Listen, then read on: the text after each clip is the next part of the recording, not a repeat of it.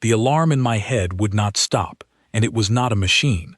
It was a sound coming from the lower deck of the station, and it was breaking every rule I had ever known. My name is Vexrin Kal. For 700 campaigns I led the fleets of the Concord. 12-star empires fell before me. They gave me more medals than my chest could carry, and they called me the blade that ended the long war. And on the night of the greatest victory in galactic history, while a million voices cheered my name in the grand hall above, I stood frozen in a dark maintenance corridor because a small human woman was making a sound I had no word for. She did not know I was there. She knelt beside a repair panel with her tools spread around her, and from her throat came something that rose and fell like a slow wave. It was not speech. It was not a signal. It carried sadness inside it, but the sadness had been shaped, polished, made into something almost beautiful. Every instinct I had trained for 300 years told me this was dangerous. I could face a battle line without blinking, but this sound made my hands shake. You have to understand what I was. I had not felt anything in 90 years. Not fear, not joy, not grief. The war had burned all of it out of me, and I had been glad, because a soldier without feelings makes no mistakes. That night, the entire galaxy was celebrating the end of the long war. Ambassadors from 400 species drank and laughed in the halls above me. I had slipped away because their celebration felt like noise to me, empty noise, and I wanted silence. Instead, I found her. She was small, the way all humans are small. Her hair was tied back, her uniform was stained with engine grease, and her name tag read Grace Miller, Maintenance, 3rd Shift. Humans were the newest members of the Concord, and the least respected. They lived short lives. Their bodies were fragile. They had no special strength, no special minds, no armor of scales or bone. The council had admitted them out of pity, and everyone knew it. They were given the lowest jobs on every station, and they never complained, which the great species took as proof that humans knew their place. And yet this fragile creature was doing something I had never seen any of the great species do. The sound stopped. She wiped her eyes with the back of her hand, and I realized water was falling from them. I stepped forward before I could stop myself, and my boots rang against the metal floor. She turned fast, saw my rank markings, and shot to her feet so quickly she knocked over her tool case. "War Marshal," she said. "I am sorry, sir. I did not know anyone was down here." "What was that?" I asked. My voice came out rougher than I intended. "The sound you were making. Was it a code, a signal, a malfunction in your throat?" She stared at me for a long moment, and then something strange happened. She did not look afraid anymore. She looked sad for me, which no being in the galaxy had ever dared to look. "It was a song, sir," she said. "A funeral song." I did not know either word. I told her so. She explained slowly, carefully, the way you explain something to a child. A song was sound arranged on purpose, sound built the way an engineer builds a bridge, except the bridge carried feeling instead of weight. A funeral song was a song made for the dead. "The dead," I repeated. I had seen more dead than any living being in the Concord. Whole worlds of them. You make sounds for the dead. Why? They cannot hear you. "A friend of mine died last month," she said. "His name was Henry Cole. He worked this same shift with me for 6 years. A pressure line failed in Section 9, and he sealed it from the inside so it would not reach the crew quarters. 400 people are alive because of him. The station gave his family a standard notice and cleared his locker by morning. Nobody said his name again. So I come down here after my shift, and I sing for him, so his name gets said. But he cannot hear it," I said again, because my mind kept catching on that single point like a wheel stuck in a groove. Grace Miller looked up at me, this tiny being who could not have won a fight against the weakest soldier in my old command, and she said the words that would end my life as I knew it. "It is not for him, sir. It is so the universe knows he mattered. I want to tell you I said something wise in return. I did not. I stood there in silence while she gathered her tools, bowed her head politely, and walked away down the corridor. I stood there long after her footsteps faded. Above me, the victory celebration thundered on, 400 species toasting the end of a war, and not one of them had ever, in all their long histories, made a sound so the universe would know that someone mattered. That night, for the first time in 90 years, I could not sleep. I lay in my quarters and stared at the ceiling, and my mind, the famous mind that had planned 700 campaigns, kept replaying a maintenance worker's voice in a dark corridor. I got up. I stood at my window and looked out at the stars, thousands of them, each one circled by worlds full of species older and stronger and wiser than humans, and I asked myself a question I had never asked in 3 centuries of life. When I die, will anyone make a sound for me? The answer came at once, cold and clear. No. They would carve my name on a monument, file my record in an archive, and move on. That was how the great species honored their dead. Storage, filing, silence. It had always seemed sufficient. It had always seemed correct. And in one night, a human with grease on her hands had made it seem like the saddest thing in the universe. I began asking questions the next day, quietly, the way a marshal can. I pulled the records on humanity. What I found kept me awake for a second night, and then a third. Humans buried their dead in the ground and planted gardens over them, so the place of loss became a place of growing things. Humans wrote poetry in the middle of disasters. Humans gathered at funerals, and at some point in almost every one, they laughed, actually laughed, telling stories about the person they had lost, as if joy and grief could live in the same room. Humans kept pictures of the dead in their homes and spoke to them. Humans named their ships and their children after people who were gone. Their whole culture, from top to bottom, was one long, stubborn refusal to let anyone disappear. The great species called this behavior primitive, emotional instability, the reports said. A sign of an undeveloped mind. I read those reports, written by scholars of races 10 times older than humanity, and for the first time in my life, I wondered if the great species had it exactly backward. What if the ability to carry grief, to shape it, to sing it, was not weakness? What if it was a strength so far beyond us that we could not even recognize it, the way a creature born blind cannot recognize color? I went back to the lower deck the next night. She was there again, and this time she did not stop singing when she heard my boots. I sat down on an equipment crate, the most decorated soldier in galactic history, and I listened to a funeral song for a man I had never met, and something inside my chest, something I had believed dead for 90 years, turned over slowly like an old engine trying to start. When she finished, she looked at me and asked, "Would you like to learn his name, sir?" His name was Henry Cole. He liked terrible jokes and strong coffee, and he was afraid of heights, which everyone found funny on a space station. I said his name, Henry Cole. It felt strange in my mouth, saying the name of a dead stranger, a dead human stranger, as if it weighed something. It did weigh something. That was the discovery that broke me open. A name, spoken out loud with intention, has weight. Every species in the Concord had forgotten this, or been made to forget it, and I was about to learn which one of those it was. Because on the 4th night, when I came down to the lower deck, Grace Miller was not alone. 2 officials in gray robes stood over her, and they wore the mark I had seen only in the oldest files, the mark that even war marshals were taught to fear, the mark of the void. And Grace Miller, the small human with grease on her hands, was standing very still, the way people stand when they know something terrible has found them.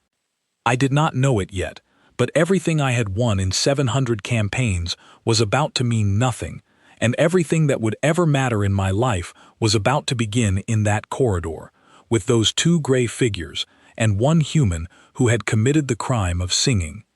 The 2 gray figures did not turn when I entered, which told me everything about how powerful they believed they were. Nobody ignores a war marshal. Nobody except the servants of the void gods. Let me explain what every child in the galaxy learns before they can walk. Long before my species reached the stars, long before most species existed at all, there were the Varant. We called them the void gods. They were not living beings the way you and I are living beings. They were minds without bodies, vast and cold and ancient, drifting between the stars like weather. Nobody knew where they came from. Nobody dared to ask. What we knew was their law, because their law was carved into the foundation of every civilization in the galaxy. The law had three parts. Sentient life exists to endure. Sentient life exists to obey. Sentient life must end quietly. That last part was the one that shaped everything. To the void gods, mourning was inefficiency. Memory of the dead was disorder. When a being died, its records were to be filed, its belongings recycled, its name retired from use. Grief was permitted for exactly 1 day cycle, in private, in silence. Anything more was called resonance, and resonance was the deepest crime in their law, though none of us had ever truly understood why. We only knew that worlds which practiced resonance had a way of going dark. Whole civilizations, gone between 1 century and the next, their names removed even from the star charts. So every species learned, every species filed its dead away in silence, every species obeyed, every species except one. The taller of the gray officials spoke, and its voice was flat and smooth like still water. Grace Miller, human, maintenance grade, you are identified as a source of resonance. Recordings confirm structured emotional sound performed on 11 separate occasions in memory of a terminated individual. You are summoned for harmonization. I knew that word. Everyone knew that word, though we said it rarely and quietly. Harmonization was the polite term for what the servants of the void did to minds that remembered too loudly. They did not harm the body. They simply went into the mind and removed things. The dead friend, the song, the love that had produced the song. The person walked away healthy and calm and empty, and never sang again, and could not tell you why. Grace did not beg. I will remember that until my last breath. Her hands were shaking, but her voice was steady when she said, "His name was Henry Cole, and he saved 400 people, and I will not let him be nothing." The official raised one gray hand toward her, and something in the air began to hum. I have tried many times to explain what happened inside me at that moment, and I have never fully managed it. 300 years of discipline, 700 campaigns of obedience, a lifetime of medals earned by following orders, and all of it burned away in a single heartbeat. I saw a small being about to have her love cut out of her for the crime of refusing to forget, and my body moved before my mind had finished deciding. I stepped between them. The corridor went very quiet. The official lowered its hand and looked at me, truly looked at me, for the first time. "War Marshal Vexrin Kal," it said, "you are interfering with the law of the Varant. Step aside." "She sings," I said. My voice did not shake, which surprised me. "That is not a crime. It is the oldest crime," the official said. "Resonance spreads. One voice becomes many voices. Many voices become memory. Memory becomes defiance. The Varant ended this disease 1,000,000 years ago, and they will not permit its return. Step aside, Marshal, and your interference will be filed as a momentary error." And there it was, the moment the whole galaxy would later argue about, the moment historians would call madness or courage depending on which side they stood. I looked at Grace Miller, who had shown me that a name has weight. I looked at the gray servants of gods I had obeyed my entire life without ever once asking what their law was for, and I heard myself say the words that would set the stars on fire. "She sings. That is not a crime, and if your gods say otherwise, then I challenge every one of them." The official did not respond with anger. That was the most frightening part. It tilted its head, recorded my words with some instrument in its robe, and said simply, "The challenge is filed. The Varant will answer." Then both figures turned and walked away into the dark, and their footsteps made no sound at all. Grace stared at me. "Sir," she whispered, "do you understand what you just did?" "No," I said honestly, "but I understood what I would have done if I had stepped aside, and I could not live inside that version of me.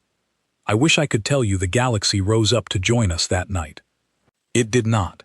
The galaxy did the opposite, By morning, my challenge had reached the Concord Council, and by evening, I had been stripped of my rank. My legions were recalled, my access codes went dead in my hand, and then they did the thing that showed me, finally, how deep the sickness went. They removed my name from the memorials of the Long War. 700 campaigns, erased from the record in an afternoon. The irony was so perfect it almost made me laugh. I had challenged the gods of forgetting, and their first answer was to make the galaxy forget me. Old colleagues crossed corridors to avoid me. Species I had saved from destruction issued statements condemning my instability. The Council's message to the Void Gods was published on every channel, and it groveled. It promised that the Marshal's words represented no one, that the Concord remained obedient, that the human source of resonance would be surrendered for harmonization within the day. Surrendered. That word told me how many hours we had. I found Grace in her quarters, packing a single small bag. She did not seem surprised to see me. Humans, I would learn, are rarely surprised by trouble. They seem to be born expecting it, and expecting to walk through it anyway. "They are coming for you tonight," I said. "I have a ship. It is small and old, but it is mine, bought with my own pay long ago, and no council order can touch it. Come with me." She zipped the bag shut and looked around her tiny quarters one last time. On the wall hung a strip of paper pictures, her and a laughing man with a wrench in his hand. Henry Cole, I understood. She peeled the pictures off the wall gently, put them in her pocket, and said, "All right, Marshal, where are we going?"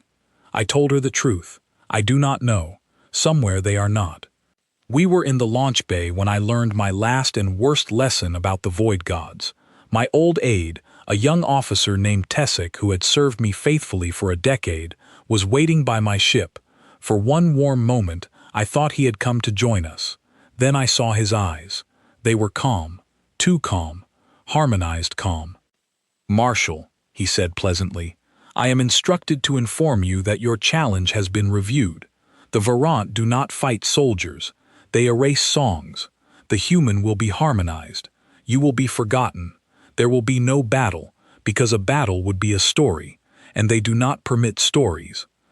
He smiled, actually smiled, and added, "I am also instructed to say that I once had a brother, and I no longer recall his name, and I have never been happier." I looked into the empty piece of his face, and I finally understood what the Void Gods truly were. They were not conquerors. Conquerors leave ruins, and ruins are memory. The Void Gods were quieter than that, and infinitely worse. They were the silence at the end of every story, patiently working to make sure no story was ever told at all. Grace stepped past me, right up to Tessic, and did something I would never have dared. She took his hand and said softly, "His name is in there somewhere. When it comes back to you, and it will, sing it.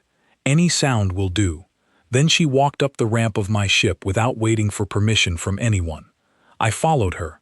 I sealed the hatch, and as we lifted away from the station where I had been made a hero and unmade in the same week, I looked back one last time at the glittering heart of the Concord. 400 species living in comfortable, obedient, songless silence. Somewhere out there in the dark between the stars, ancient minds had received my challenge, and they were beginning, slowly, to turn their attention toward one ruined marshal and one human who would not stop singing. Good, I thought, and it was the first fully honest thought of my new life. Let them look this way.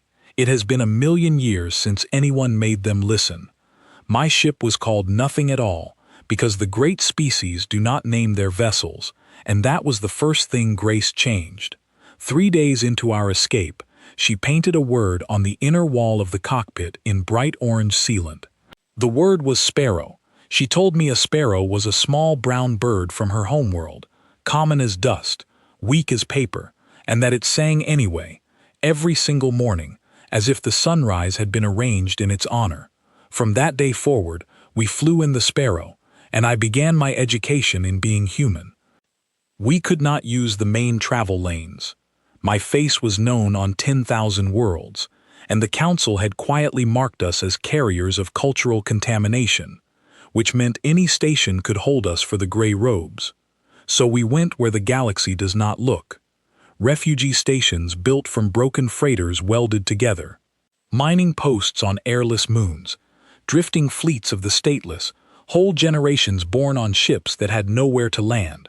The forgotten places, full of forgotten people. I had spent my career flying past them. Now they became our whole world, and I discovered something that shamed me. The forgotten places were where all the life was. At a water station near the Herrick Belt, we traded engine repairs for fuel, and while I worked, Grace sat with the dock crew during their meal break. I heard her voice rise, soft and careful, singing a simple human song about a river. When I looked up, the entire dock had gone still. 30 beings of 9 different species, frozen with their food halfway to their mouths, staring at her. I tensed, ready for trouble. Then I saw that several of them were leaking water from their eyes, each in the way of their kind, and none of them could explain why. Afterward, an old dock worker of the Threxian people, a huge gentle being with hands like shovels, followed us to the ship. He stood at the bottom of the ramp for a long time, opening and closing his enormous hands, and then he made a sound. It was clumsy and cracked, and it wobbled all over the place, and Grace grabbed my arm so hard it hurt. He was humming. He told us, in a shaking voice, that the sound had risen up in him from somewhere very deep, and that it felt like a word he had known before birth. Grace asked him what it felt like it was for. He was quiet for a moment, and then he said, "Small ones. I think we made this sound for our small ones, long ago, to help them sleep. A lullaby. His species had not sung one in 1,000 years. The Void Gods had cut the songs out of the Threxian people so long ago that no living Threxian knew they had ever existed. But the shape of the songs was still there, buried in them, waiting. Grace had not taught him anything. She had only reminded him.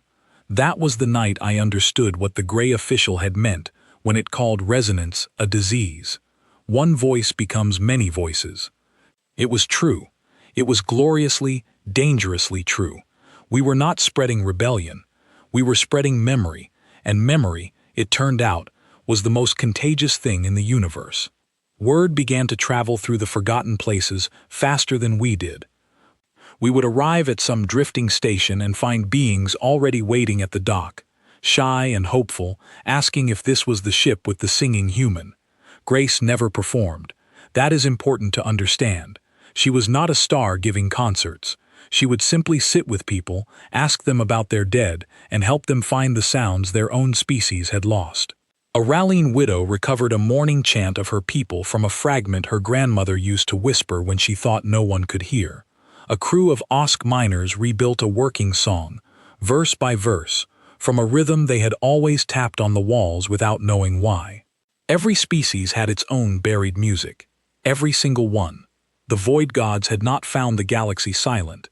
They had made it silent, one erased song at a time, and the proof was everywhere once you knew how to listen. And then my soldiers started arriving.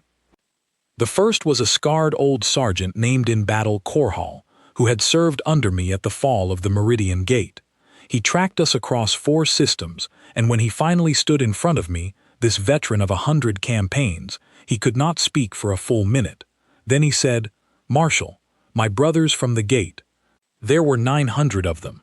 I filed the forms when they died. I filed forms, Marshal." He stopped, and his voice broke in a way I had never heard from any soldier, and he asked, "Is it true the human can teach me what else to do?" They came in 1s and 2s at first, then in dozens. Veterans of my campaigns, deserting comfortable posts, crossing half the galaxy, not to fight for me, but to finally mourn. Grace sat with every one of them.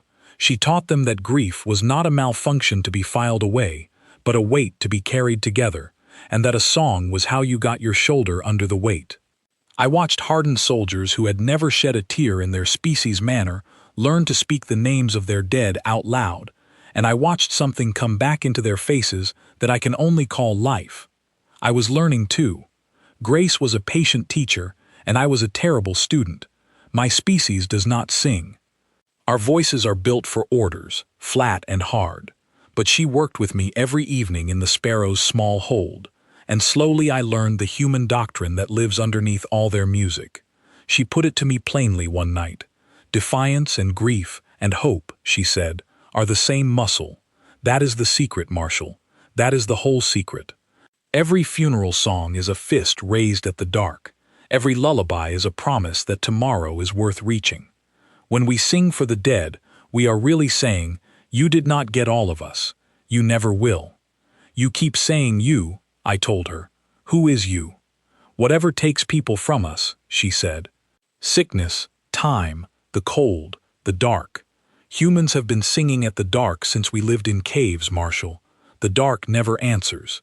We sing anyway. She smiled then, tired and bright at once.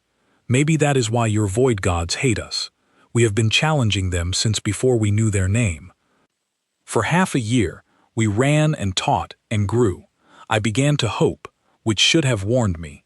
Hope, in my old life, was always the last thing before the hammer fell.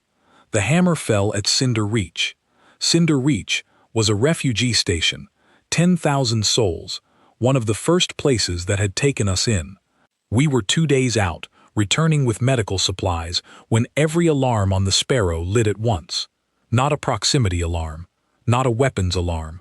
Something older, something built into every ship in the galaxy by ancient law, a warning I had never once heard triggered in 300 years. The display showed only 2 words, Varaunt Presence. The void gods had stopped sending servants. They had come themselves.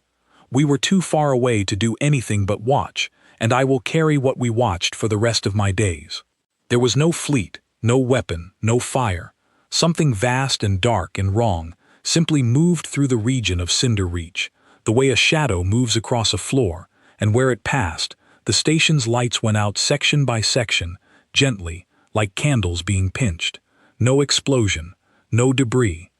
When the darkness moved on, Cinder Reach was still there, whole and silent and cold, and every voice inside it had stopped. 10,000 people who had learned to sing again, gone quietly into the dark, because a battle would have been a story, and the void gods do not permit stories. Grace made a sound I had never heard from her, and she was moving before I could stop her, hands flying over the console, opening the wideband transmitter that we never, ever used, because it would reveal our position to everything in the sector. I shouted at her to stop. She did not stop. She gripped the transmitter with both hands and she sang into it, full voice, no hiding, a human song of mourning for 10,000 names she did not know, broadcast raw across an entire sector for the void gods and everyone else to hear. It was the bravest and most reckless act I have ever witnessed, and it saved every other station in the region, because the vast dark shape stopped its drift toward the next inhabited post, turned, and came for us instead. The next hours were the worst flying of my life. You cannot fight a void god. You cannot even properly look at one. I threw the Sparrow through the Herrick Belt, through radiation shoals, through a debris field that stripped half our hull plating, and the darkness followed, patient as winter, never hurrying, because it had never once in a million years needed to hurry. What finally saved us was a dying star's magnetic storm, a place so violent that even the gods' attention slid off us, and we tumbled out the far side burned, blind, and breathing. But we did not escape whole. During the worst of it, a coolant line above the cockpit tore open, and the vapor that filled the cabin was the kind that scars soft tissue. I got the mask on her 11 seconds too late. 11 seconds. The medics at the hidden station where we finally landed told me she was lucky to be alive, that her lungs would recover, that the damage was limited to one area only, her throat. Grace Miller would live. Grace Miller would never sing again. I sat beside her recovery bed through the long night while she slept, and I listened to the rough, whistling sound of her breathing, and I thought about Cinder Reach and Henry Cole and a corridor on a station where a maintenance worker had once told me that the universe should know people mattered. The galaxy's rebellion had just lost its voice. The gods had answered my challenge at last, and their answer was silence. Always silence. Silence as a weapon, silence as a law, silence as the end of every story. Toward morning, Grace woke. She could not speak.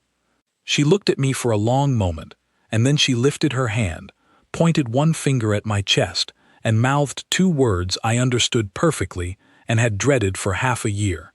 Your turn. I did what a war marshal knows how to do. I began building an army.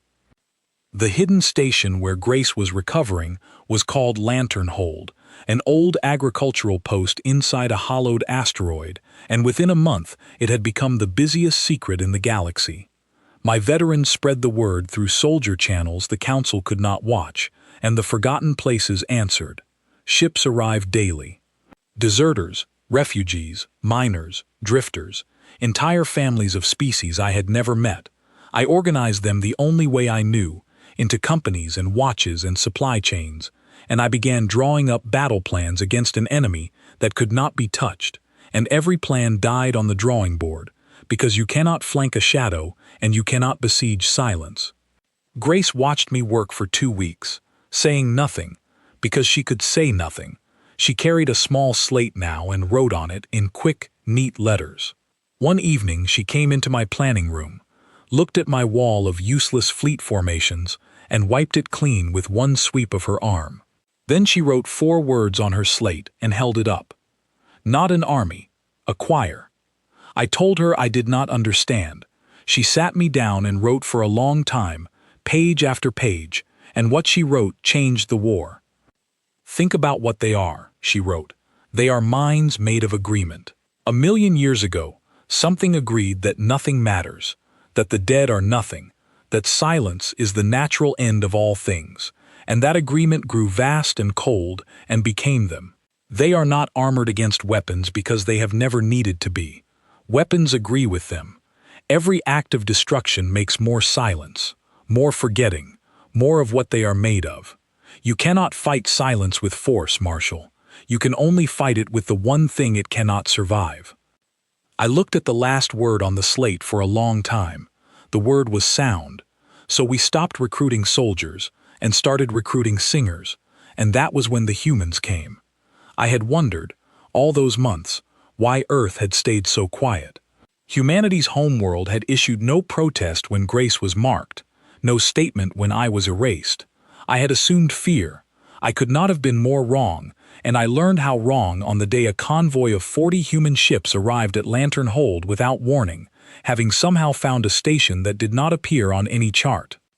They did not send diplomats, they sent teachers, musicians with instruments of wood and brass and string, historians with cases full of recordings, hospice workers, the humans whose whole profession was sitting with the dying so that no one crossed over alone, archivists, librarians, keepers of graves. An old woman named Ellen Brooks led them, small and white-haired and calm as deep water, and when I asked her how Earth had found us, she smiled and said, "Marshal, we have been looking for someone like you for 100 years."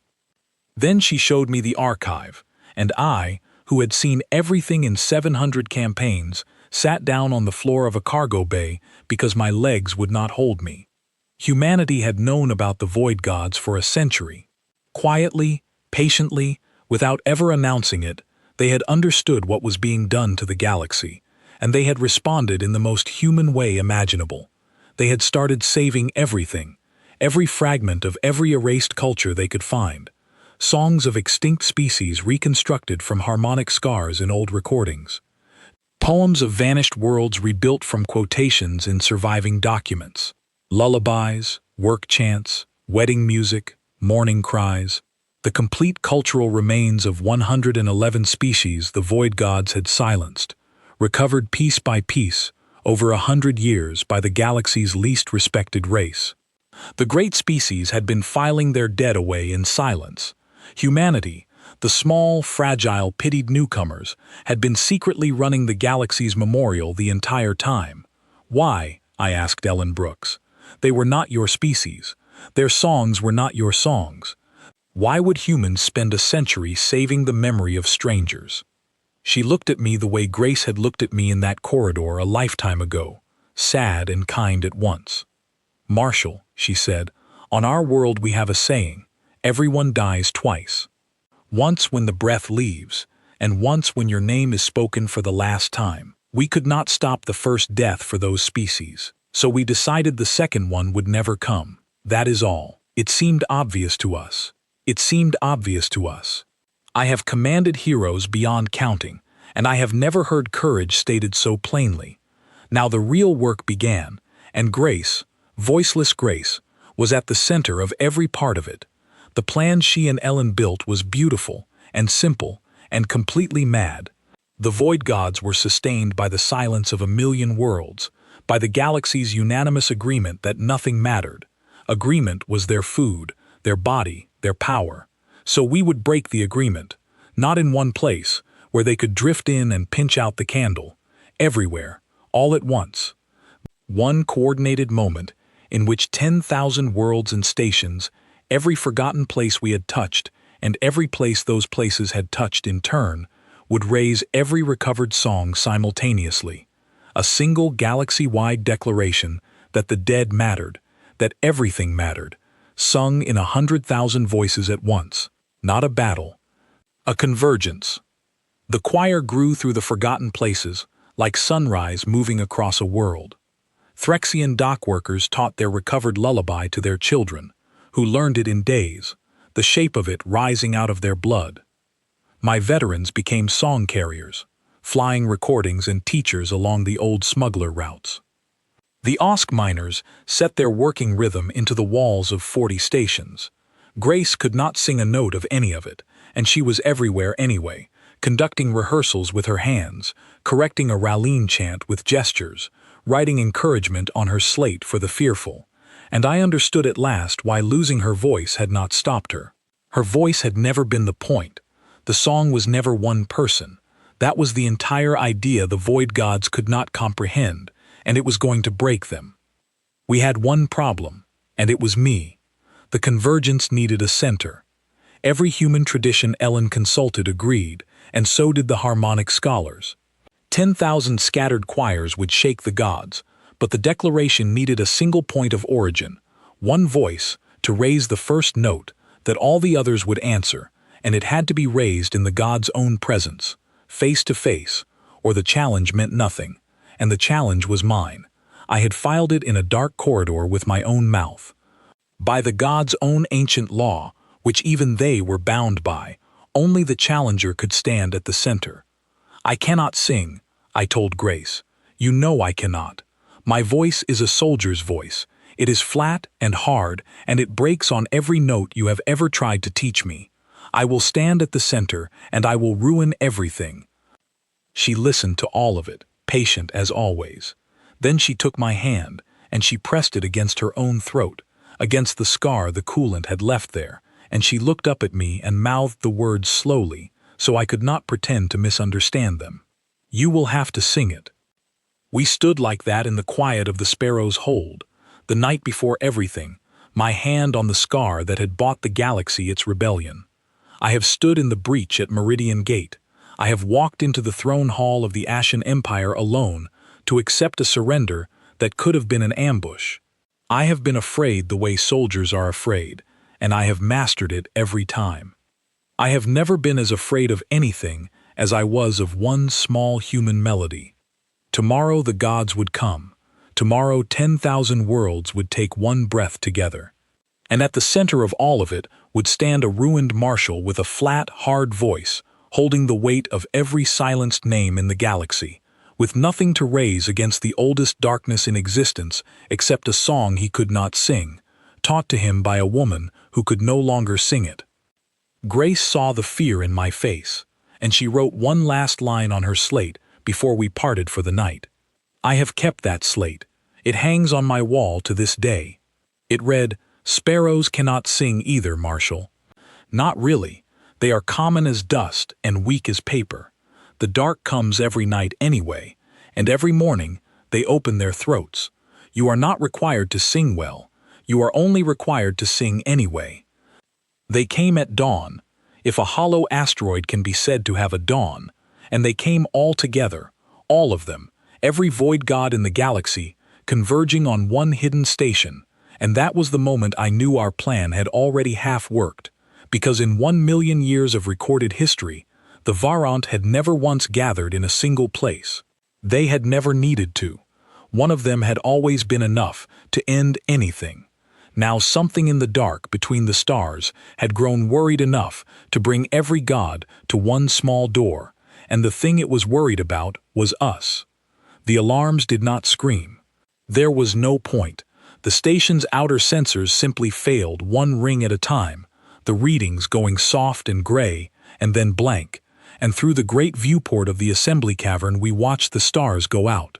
Not explode, not fall, just go out, one by one, like someone walking through a house at bedtime, as the vastness of the gathered gods folded itself around Lantern Hold and shut away the sky.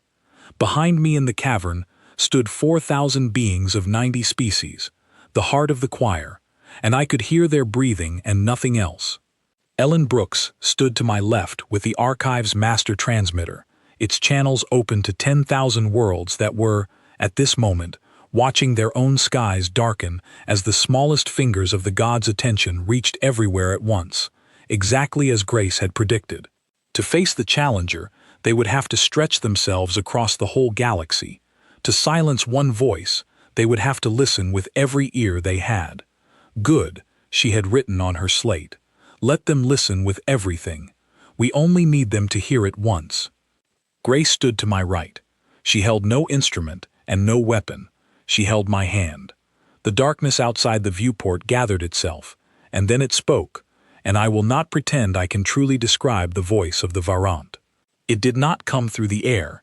It came up through the floor and the bones and the back of the mind, flat and vast and completely without anger, and it was worse than anger, because it was certain. Vexrin Call, it said. Your challenge was filed. We have come to answer. State your grievance, and be ended, and be filed, and be silence, as all things are silence in the end. Every being in that cavern felt the pull of it, the enormous cold sanity of it, the million-year-old argument pressing down on us all. Nothing lasts, nothing matters. All voices stop. Why struggle? Why remember? Why sing? It was not an attack, it was worse. It was an invitation to agree, and agreement was how they had taken every world they had ever taken. I felt my own knees soften. I felt the flat certainty rising in me like cold water, telling me that Henry Cole was nothing, that Cinder Reach was nothing, that filing the dead away in silence was not cruelty but simple correctness, and my throat began to close around the song I had come to sing. Then Grace squeezed my hand, and I looked down, and she was looking up at me with her ruined throat and her steady eyes, and she mouthed one word. Anyway, I opened my mouth, and I sang. I want to be honest with you, as she taught me to be. It was terrible. My first note cracked in half. My voice was exactly what I had always said it was, flat and hard, a soldier's voice, built for orders, breaking on the melody like a wave on rock. I sang the first song she had ever taught me, the funeral song for Henry Cole, the song from the corridor, and I sang it badly, so badly, into the face of every god at once. And 4,000 voices behind me caught my broken note and lifted it. The cavern filled. The Threxian lullaby rose underneath the human melody like deep water under a boat. The Osk rhythm came up through the floor plates, hammered out on the walls by 100 miners' fists. The Raleen morning chant wove through it, high and silver, and through the master transmitter, 10,000 worlds answered. I could hear them, faint and layered and endless, coming back down the channels, refinery crews and refugee families, and my own gray veterans, farm domes and drifting fleets, and one lonely relay post near the Meridian Gate, where a single elderly keeper sang entirely alone and entirely without fear. Every recovered song of 111 silenced species, raised in the same moment by the living of 100 more, a galaxy declaring in one voice the one sentence the void gods were built to prevent. You mattered. You mattered. All of you mattered. The gods struck back. Of course they did.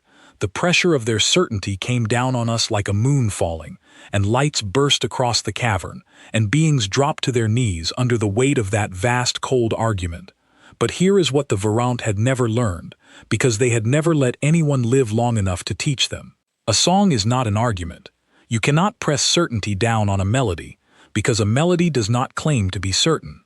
Every voice in that cavern already knew the dark was real.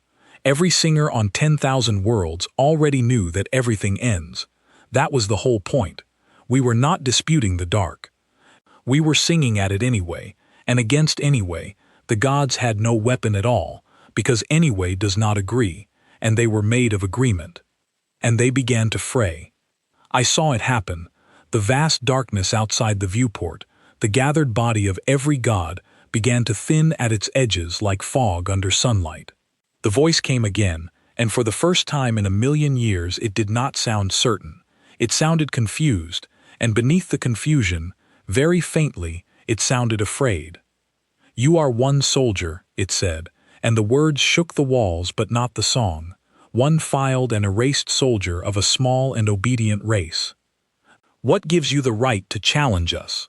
The choir sang on around me, holding the sky up, and I stepped forward to the viewport, close enough that the thinning dark filled my whole vision, and I gave the gods humanity's answer, which had become my answer, in my flat, hard, breaking soldier's voice. "Because someone has to say they mattered," I told them. Henry Cole, who sealed a pressure line from the inside. 10,000 souls at Cinder Reach, who learned to sing in their last year, and would not trade that year for a longer silence. 111 species you pinched out like candles, and thought no one would ever count.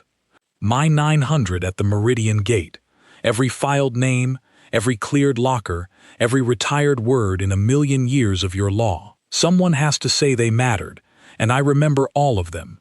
We remember all of them. And you cannot end a song by ending the singer, because the song was never in the singer. It is in everyone who heard it. Listen, it is in everyone. And the gods listened, because they had stretched themselves across the entire galaxy to face me. Every ear they had turned toward the living, and through every one of those ears the convergence poured in. A million years of enforced silence, answered in a single hour by everything that silence had failed to kill. They did not die the way beings die. There was nothing in them to die. They simply stopped being agreed with. Everywhere, all at once, and a thing made of agreement cannot survive the end of the agreement. The vast darkness outside the viewport thinned, and paled, and came apart into ordinary night, and one by one, like someone walking back through the house at morning, the stars came on. The song did not stop when the gods were gone. That is the detail the historians always get wrong. Nobody cheered, not at first. The choir sang the convergence all the way through to its end, every verse, because the song had never been aimed at the gods. It was aimed at the dead, and the dead were owed the whole song. Only when the last note faded did the cavern erupt. 4,000 beings of 90 species weeping and laughing in each other's arms, and Grace Miller stood in the middle of it all with tears running down her face, making no sound and having won everything. That was years ago now. The galaxy is loud these days. You cannot dock at the smallest station without hearing 3 species' music tangled together in the corridors. The Concord rebuilt its memorials, all of them, with every name restored, and children are taught the 111 recovered cultures in school, and the anniversary of the convergence is a festival on every world, a full day of songs for the dead, which is somehow the most joyful day of the year. Humans are no longer the least respected species in the galaxy. They refuse, absolutely and cheerfully, to be the most respected either. It seemed obvious to us, they keep saying, and they mean it, and that is the most remarkable thing about them. The council restored my rank and my medals, and offered me a great deal more. I refused all of it. I had learned by then exactly what my 700 campaigns were worth, measured against one song in a dark corridor. Grace lived 11 more years, which is a long time for a human, and no time at all for the rest of us. She spent them teaching, and she never spoke or sang again, and she never once needed to. When her time came, she went the human way, at home, with her people around her, and half the galaxy sang her across. I was holding her hand. Her last act was to write 4 words on her old slate and fold my fingers around it. It said, "Sing anyway, Marshall." Obviously. So here is where you find me now, if you come looking, and people sometimes do. I work maintenance on the lower decks of an old station, third shift, by my own choice. My hands have learned tools instead of weapons, and I am slow but improving. And every year, on the same day, I go down to a certain kind of corridor, the dim kind where the pipes hum, and I sing, badly, flat and hard and breaking on every note. I sing for Henry Cole, and for Cinder Reach, and for 900 at the Meridian Gate, and for a small brown bird from a world I have finally visited, and above all for a maintenance worker with grease on her hands who looked up at the most decorated soldier in galactic history and taught him the only weapon that ever mattered. Last year, while I was singing, a young alien of some far species stopped in the corridor to listen. When I finished, it stood there a long time, and then it asked me, in careful, curious words, why I sing when the dead cannot hear me. I smiled. I sat down on an equipment crate, and I patted the space beside me, and I began the story you have just heard. It is not for them, I said. It is so the universe knows they mattered.